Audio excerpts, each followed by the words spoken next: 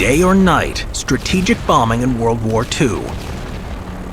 One of the most effective and controversial tools used by the Allies during the Second World War was a sustained strategic bombing campaign. Long-range heavy bombers would strike targets deep within Germany, intending to destroy or disrupt vital infrastructure and cripple German morale. Both the Americans and the British agreed on the importance of strategic bombing, though they differed greatly in how such a campaign would be conducted and the methods that would be utilized. The British RAF, utilizing long-range bombers such as the Abraul Lancaster, preferred the use of nighttime bombing runs, while their counterparts, the American U.S. Army Air Force, made extensive use of the Boeing B-17 Flying Fortress and the consolidated B-24 Liberator during daylight raids. Each would have their own rationale for flying either day or night. In January 1943, the Casablanca directive was issued. It was a joint British-American plan that outlined an around-the-clock bombing campaign designed to ensure the, quote, destruction and dislocation of the German military, industrial and economic system, and the undermining of the morale of the German people to the point where their capacity for armed resistance is fatally weakened, end quote. During the day, German skies would be darkened by flights of American bombers, while the nights would be handled by the British. The Americans' main objective, in theory, was the precise destruction of specific targets to smash German industry, such as factories, while limiting collateral damage. In order to hit their targets with as much accuracy as possible, the bombers would make use of the latest targeting instruments, such as the Norden bomb sight.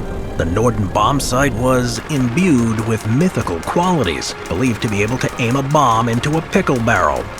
This was the scalpel of the air campaign. Precision and accuracy are essential when solving problems, whether navigating strategic air campaigns or learning complex concepts. And that's where Brilliant comes in. Brilliant is a unique learning platform that focuses on building understanding from the ground up. Through interactive problem solving, their lessons are 6 times more effective than traditional video lectures. Their content's created by a team of award-winning experts from renowned institutions like MIT, Microsoft, and Google. Brilliant emphasizes critical thinking over memorization, offering problem-solving activities that improve both your knowledge and reasoning skills. The platform encourages daily learning with bite-sized lessons that fit into any schedule, providing a productive alternative to mindless scrolling. And speaking of critical thinking and problem-solving, consider the story of these bomber planes. To protect bombers from enemy fire, engineers analyzed returning planes to determine which parts were most often hit, planning to add armor there. However, this approach only looked at planes that made it back, ignoring those that didn't.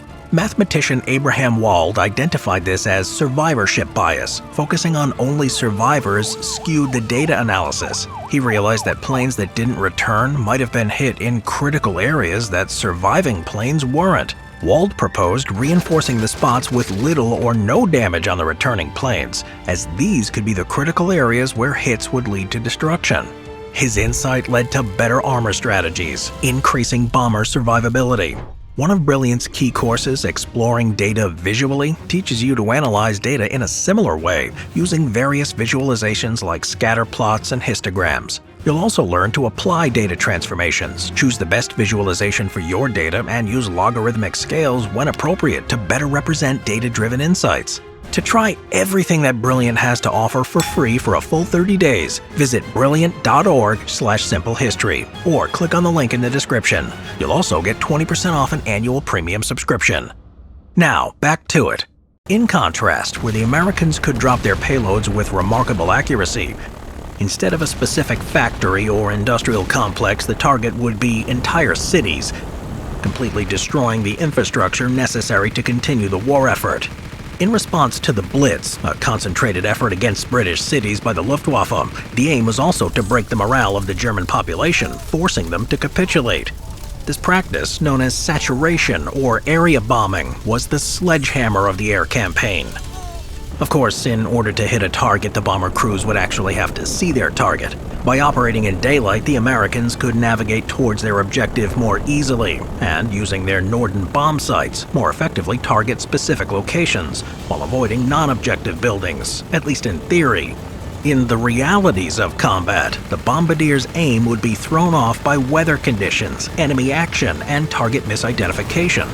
It was estimated that only around 14% of bombs dropped fell within 1,000 feet of their objective in early 1943, but up to 44% in 1945. In Japan, where the wind scattered bombs more at high altitudes, the USAAF were forced to switch to lower altitude nighttime bombing.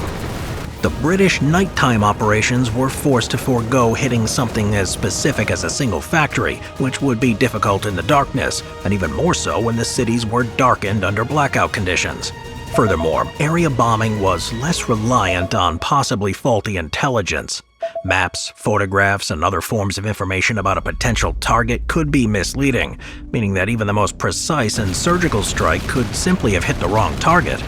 By spreading their payloads over a wider area, British bomber formations ensured that at least something important would be hit. One of the biggest risks to any bombing mission was the presence of Luftwaffe fighters, such as the Bf-109. In spite of the extensive defensive armament on their bombers, up to 13 50-caliber machine guns on the B-17, German fighters exacted a devastating toll on the bombers. The obvious solution to this issue was to send their own fighter escorts to fend off the enemy aircraft. The problem was that early in the war, there was no fighter plane that could match the range of the bombers so far into Germany. Once the fighters, such as the Republic P-47 Thunderbolt, reached the limit of their operational range, they would be forced to turn back. Once the escorts were gone, the bomber formations would be swarmed by Luftwaffe aircraft. This problem would be solved later in the war with the introduction of external drop fuel tanks, as well as the creation of a long-range fighter, the P-51 Mustang. Flying in dense formations, allowing the guns to cover one another, the bombers were also vulnerable to flak guns, which could easily see the planes as they flew overhead. The RAF Lancasters also operated outside the range of fighter escorts, such as the Supermarine Spitfire, though by operating at night they received much less opposition from German fighters. The flak guns, which could easily see the American bombers, even at high levels, were forced to rely on searchlights to detect incoming British aircraft. The Lancaster also lacked the same defensive features as the Flying Fortress, foregoing the same defensive armament with 8 machine guns in favor of a larger payload capacity. With more limited defensive armament, the most effective way to avoid the enemy was to avoid detection as much as possible, using the cover of darkness as a screen to stay safe from the enemy. The larger payload meant more destructive potential with each bombing run. Overall, the cost of daylight bombing runs was immense. Over the course of the war, the 8th Air Force alone, which performed the majority of raids over Germany, lost 26,000 men, more than the Marine Corps during the entire war, with total US AAF losses placed at 40,000 dead, 18,000 wounded, and around 12,000 captured. In August 1943, a major raid meant to disrupt German aircraft production was launched. The targets would be a Messerschmitt plant in Regensburg and a ball bearing factory in Schweinfurt. Once they were over their target, the unescorted bombers were swarmed by Luftwaffe fighters and were torn apart. Of the 367 bombers that participated in the raid, a staggering 147 were shot down. In a later follow-up strike against Schweinfurt, of the 291 bombers deployed, 60 were shot down, 17 crashed in England, and 121 were in need of vital repairs. Known as Black Thursday, it was clear that the defensive guns of the American bombers were insufficient to keep the aircraft safe, and unescorted missions were suspended. British night raids were marginally safer, being shielded by the cover of darkness, though they also suffered heavy casualties. German fighters, flak batteries, and other anti-air defenses took their toll, and by the end of the war, the RAF had lost over 57,000 men, with 8,400 wounded and just under 10,000 made prisoner. To this day, there is debate over which method was more effective. American daylight bombing was, at least in theory, more precise, enabling the Allies to grind down German industry. By cutting off this logistical element, the Wehrmacht would no longer be able to operate, and their war effort would grind to a halt. By area bombing at night, the RAF destroyed major portions of German infrastructure, forcing Germany to divert resources towards repairing the damage, rather than the war effort. Perhaps the most controversial aspect of the bombing campaign was the effect on civilians. While American precision bombing did try to target strategic locations, the realities of war meant that large portions of their payloads would fall on civilian areas. The area bombing of the British, however, guaranteed that civilians would be killed in raids. This was seen as justifiable, as no doubt many of those killed were factory workers, playing a vital role in the war effort. It was also believed that by hitting a civilian area, German morale would collapse and their desire to continue the war would diminish. In probably the most infamous example, on February 13, 1945, the city of Dresden would be targeted. The first wave of RAF Lancaster bombers dropped high-explosive and incendiary bombs on the city, dropping 880 tons on the city center. A firestorm erupted and flames tore through the city. With this and subsequent British and American raids over the next few days, left Dresden, the 7th largest German city, in ruins, with between 25 to 35,000 dead. Though this was the most famous example, many other cities were targeted in a similar fashion, and anywhere between 750,000 and 1 million German civilians were killed as a result of the air campaign. Overall, the daytime raids by the U.S. Army Air Force and night raids by the RAF were a vital part of the Allied war effort, each with their own pros and cons. Which method was more effective was debated at the time, and will no doubt continue to be a source of discussion into the future.